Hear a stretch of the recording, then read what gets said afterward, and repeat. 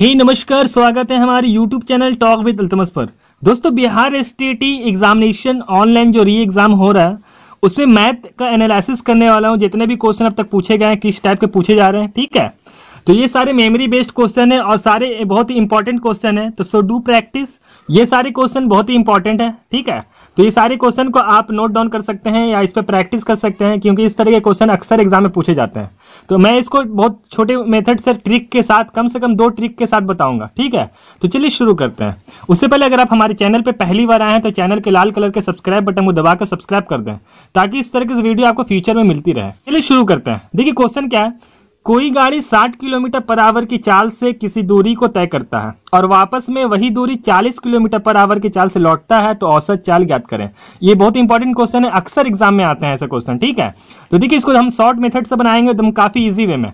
तो क्वेश्चन क्या था कि एक दूरी दिया गया है जिसको 60 किलोमीटर पर आवर की चाल से जाता है और उसको वापसी में 40 किलोमीटर पर आवर की चाल से वापस होता है, तो औसत चाल क्या करें। तो देखिए इसको कुछ नहीं करना, आप इस तरीके जब क्वेश्चन है औसत निकालना है, एक मतलब किसी चाल से जाए और किसी चाल से वापस आए, तो इसको निकालते हैं। सिंपल फार्मूला है 2xy बटा x प्लस वाई, ठीक है। ये सिंपल फार्मूला आप इस पे बना सकते हैं। तो देखिए क्वेश्चन क्या है। देखिए एक चाल से जा रहा है 2xy, मतलब पहला चाल x कितना है 60 है, 60 लिख दीजिए। फिर इनटू, फिर y से मतलब y से वापस आ रहा है, मतलब 40 से वापस आ रहा है तो 40, ठीक है। और x प्लस वाई मतलब 60 और 40, मतलब x प्लस वाई दोनों चाल को जोड़ दीजिए तो कितना हो जाएगा 100।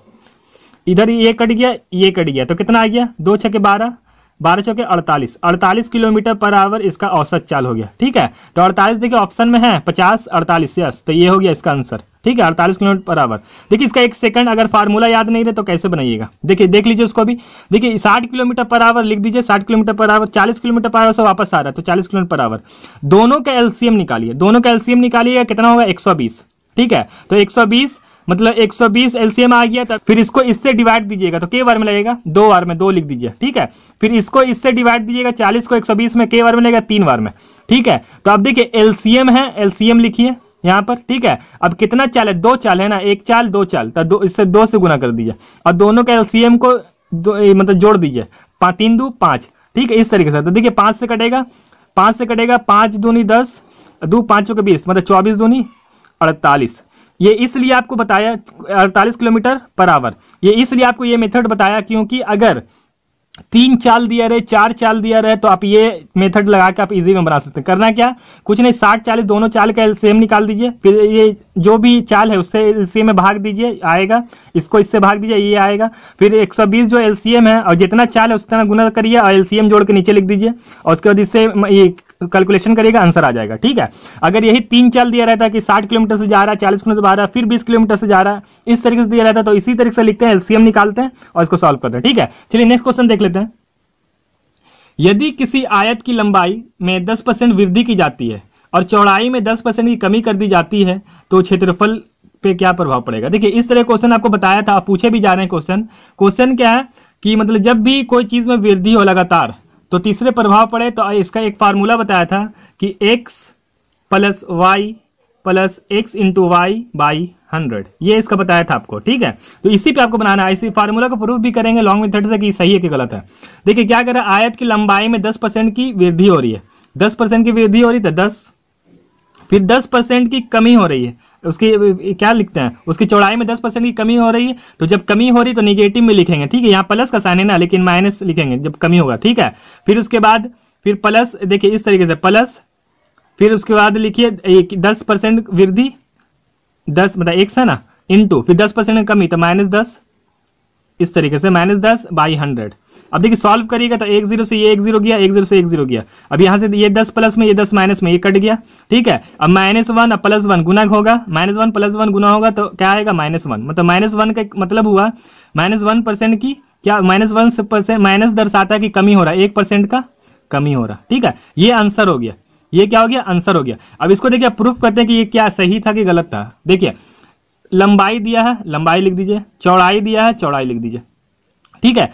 कह रहा है कि 10% का वृद्धि और 10% को तोड़िएगा आप तो परसेंट हटाते हैं, नीचे 100 आता, कट गया। तो देखिए 10 है, अगर कोई उसका क्या बोलते हैं, लंबाई 10 है तो उसमें 1% का वृद्धि हो रहा है, मतलब 10% का वृद्धि, तो 1 बढ़ा देते हैं तो 11 हो जाएगा। अब देखिए चौड़ाई में बोल रहा है 10% कमी, तो 10% तोड़िएगा तो परसेंट हटाइएगा 100 आएगा, एक से कट गया। देखिए यहाँ 10 है, क्या 10 इसका है, ये एक सेट, उसमें 1% कमी हो रहा, तो 1 घटाइएगा तो 9। अब इसका क्षेत्रफल निकालते हैं आयत का, तो क्या होता है L इंटू बी होता है, लंबाई गुना चौड़ाई, तो इसको इससे गुना करिएगा, लिखिएगा तो 10 दां के 100, और इसको इससे करिएगा तो 11 9 99, है ना। तो देखिए कितना का कमी हो रहा, कितना कमी हो रहा, 1 का कमी, 1 का कमी हो रहा, कितना पे 100 में, परसेंट निकालना 100 से गुना, ठीक है, 100 कट गया, मतलब 1% का कमी, आंसर देखिए। ठीक है, दोनों मेथड आपको समझ में आ गया होगा। नेक्स्ट क्वेश्चन देख लीजिए, क्वेश्चन है 65 ग्राम 2 kg का कितना प्रतिशत है। क्वेश्चन क्या है, 65 ग्राम 2 kg का कितना प्रतिशत है। इसको सॉल्व ऐसे करिए, देखिए 65 ग्राम में लिख दीजिए, अब यहाँ ग्राम में, ये केजी में, तो इसको भी ग्राम में बदल दीजिए, ठीक है। तो ग्राम में बदलिएगा तो 1 kg में 1000 ग्राम होता है, तो 2 kg में 2000 ग्राम, ठीक है। और निकालना प्रतिशत, तो 100 से गुना, 2 0 से 2 0 कट गया, है ना। 5 से काटिए, 5 चौके 20, 5 1 5, 5 3 15, मतलब 13/4%। ऑप्शन में 13/4%, देखिए बी में ऑप्शन 13/4%, तो ये आंसर हो गया। देखिए नेक्स्ट क्वेश्चन है, यदि ए का 120% बी के 80% के बराबर है, तो B plus A by B by A, B minus A किसके बराबर होगा। बहुत इंपॉर्टेंट क्वेश्चन है, देख लीजिए। यदि ए का 120% बी के 80% के बराबर है, तो बी प्लस ए बटा बी माइनस ए किसके बराबर होगा। तो देखिए कुछ नहीं, सॉल्व करिए इस तरीके से। ए का 120%, ए का 120% जैसे लिखा है लिख दीजिए, बराबर है बी के मतलब गुना होता है, जो के होता है ये का के गुना, ठीक है। 80% के बराबर है, तो 80% लिख दीजिए। देखिए परसेंट से परसेंट उड़ गया, 1 0 से 1 0 चला गया, है ना। फिर देखिए तो 4 से 4 दूनी 8, 4 3 12 चला गया। इस तरीके से बराबर में जब रहता है तो कट सकता है, ठीक है। अब देखिए ए रेशियो बी निकाल देंगे, ए रेशियो बी, तो जब रेशियो में निकालते हैं तो ये पलट जाता है, 2 ए मतलब 2 इधर आ जाएगा, 3 इधर आ जाएगा, तो 2 रेशियो 3 आ गया, ठीक है। अब निकालना क्या मेरे को, B plus A by B minus A, ये निकालना है ना, बी माइनस ए। तो सॉल्व करिए, देखिए बी का मान कितना है 3, 1 प्लस ए का मान कितना है 2, ठीक है। फिर बी का मान कितना 3, फिर ए का मान माइनस है, माइनस, फिर ए का मान कितना 2, 3 2 5, 3 में से 2 जाएगा 1, तो 1 लिखिए मत लिखिए, बाद में एक ऐसे भी छिपा रहता है, तो 5 आंसर आ गया। क्या आ गया 5, तो 5 ऑप्शन में 5 हो जाएगा। देखिए इस टाइप के क्वेश्चन हमेशा एग्जाम में भी पूछे जाते हैं, तो इसलिए प्रैक्टिस जरूर करें या नोट डाउन कर लें, या आप ये वीडियो को रिपीट करके देख सकते हैं, ठीक है। चलिए नेक्स्ट क्वेश्चन देख लीजिए। क्वेश्चन है 0.3333, मतलब 33 लगातार लिखा है, ठीक है। 0.444 इसका मान ज्ञात करें, इसको सॉल्व करना है। तो सॉल्व कैसे करिएगा, देखिए जब लगातार दशमलव के बाद कोई अंक रिपीट करे, ठीक है, रिपीट करता है तो इसको मतलब कैसे बनाते हैं, तो इसको पता है कैसे बनाते हैं, देखिए इस तरीके से 0.3 मतलब लगातार है, मतलब 3 पे रेकरिन, ठीक है, इंटू 0.4 लगातार है दशमलव के बाद, तो 4 पे रेकरिन, ठीक है, इस तरीके से लिखाएगा, है ना। अब रेकरिन सॉल्व करने का तरीका है कि जब रेकरिन हटाते हैं तो बटा में 9 आ जाता है, ठीक है। जितना डिजिट पर रेकरिन है उतना नीचे 9 आ जाएगा। तो देखिए एक डिजिट पर रेकरिन है तो उस पर एक 9 आ जाएगा, तो क्या हो जाएगा 3/9 इंटू, फिर इसका रेकरिन हटाइएगा, ठीक है, तो नीचे क्या आ जाएगा 9 आ जाएगा, 1 9 आएगा क्योंकि एक डिजिट पर है। अब सॉल्व करिएगा तो देखिए 3 1 3, 3 3 9, गुना करिएगा 4, ऊपर ऊपर गुना होता था, 4 1 4 और 9 3 27, तो क्या आ गया 4/27 आंसर है ऑप्शन में सी में, देखिए 4/27 आंसर हो गया। इसी तरीके से इसको बनाना कि 0.333 का साधारण भिन्न क्या होगा, 0.333 का साधारण भिन्न क्या होगा। इसको क्या बताया आपको कि जब भी 33 मतलब दशमलव के बाद एक नंबर रिपीट करता है तो उसके ऊपर एक ऋण चढ़ जाता है, तो 0.333333 ये लगातार लिखा है, तो जब इसको लगातार दशमलव के बाद कोई नंबर होता है उसके ऊपर रेकरिन चढ़ता है, तो रेकरिन, अब जब रेकरिन हटाते हैं जितने डिजिट पर रेकरिन है उतना नीचे 9 आ जाएगा, तो 3/1 डिजिट पर रेकरिन है तो 1 9, सॉल्व करिएगा 3 1 3, 3 3 9, तो क्या आ गया 1/3 आंसर।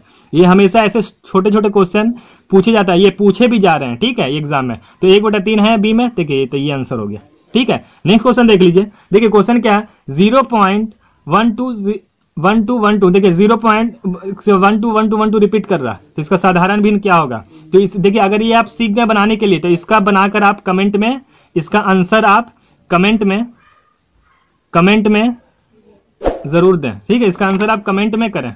अगर ये सीख गए ऊपर वाला बनाने के लिए तो इसका आंसर आप कमेंट में दें, ठीक है। मैं अगर आप सही आंसर देंगे तो मैं इसको लाइक कर दूंगा, ठीक है। दोस्तों ये वीडियो यहीं तक। इसी तरीके से और भी बहुत सारे मैथ के छोटे छोटे बहुत सारे क्वेश्चन लेकर जो भी पूछे गए प्रीवियस ईयर से लेकर आता रहूंगा, ठीक है। तो इसलिए चैनल को जरूर सब्सक्राइब करें। अगर ये वीडियो पसंद आया, अगर इससे आप सीखें कुछ भी तो लाइक करें और अपने दोस्तों में शेयर करें ताकि ज्यादा से ज्यादा लोग इससे मदद ले सकें। वीडियो देखने के लिए धन्यवाद।